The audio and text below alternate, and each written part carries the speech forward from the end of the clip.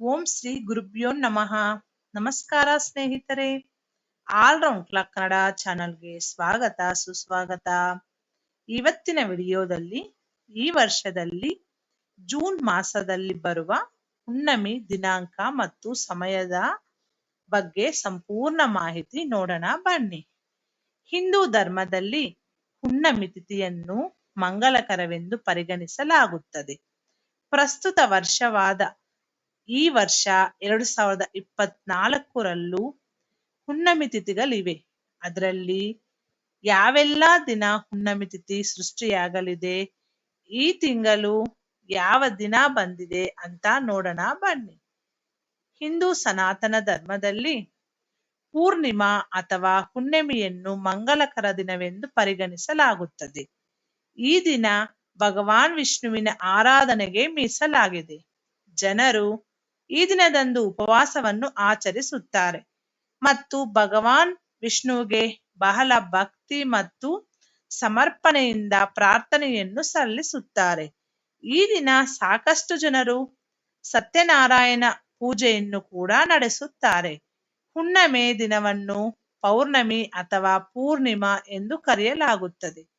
ಹುಣ್ಣಮೆಯ ತನ್ನದೇ ಆದ ಧಾರ್ಮಿಕ ಮತ್ತು ಆಧ್ಯಾತ್ಮಿಕ ಪ್ರಾಮುಖ್ಯತೆಯನ್ನು ಹೊಂದಿದ್ದು, ಈ ಚಂದ್ರನ ಕಿರಣಗಳು ತನ್ನದೇ ಆದ ಪವಿತ್ರತೆ ಮತ್ತು ದೈವಿಕ ಶಕ್ತಿಯನ್ನು ಪಡೆದಿರುತ್ತದೆ.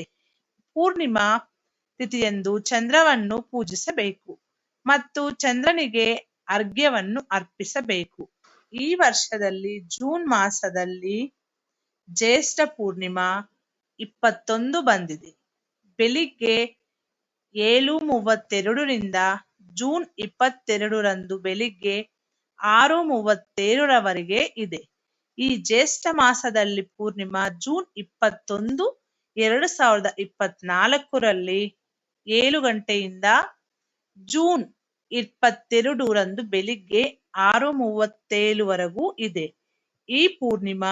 ಈ ಮೇಲಿನ ಪೂರ್ಣಿಮಾ ತಿಥಿ ಪ್ರಸ್ತುತ ಮಾಸದಲ್ಲಿ ಆಚರಿಸಲಾಗುವುದು.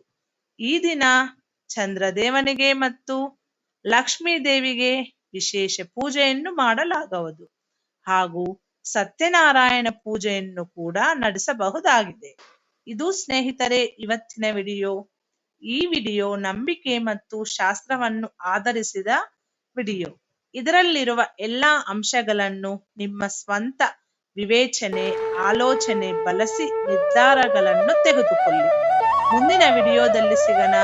ಅಲ್ಲಿವರೆಗೂ ಧನ್ಯವಾದಗಳು ಸ್ನೇಹಿತರೆ.